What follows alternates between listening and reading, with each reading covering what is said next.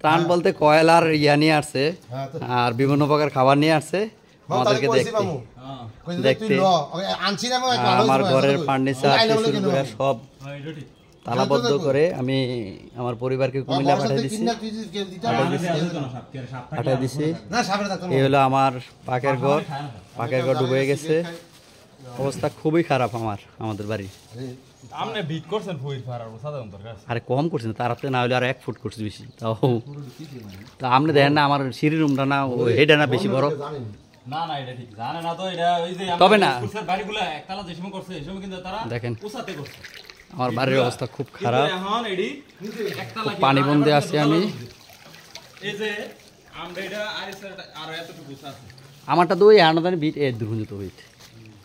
দেখেন আমাদের বাড়ির এই অবস্থা, সবার ঘরে ঘরে পানি উঠেছে। এই ঘরে অবস্থা খুবই খারাপ। আর না এটা তো ওই বিটের ইয়া একটু উপহার দিছি আছে, মানে আডুমান খানি আডু না ওই তো ফায়ার না হ্যাঁ একটা বিট দিছি।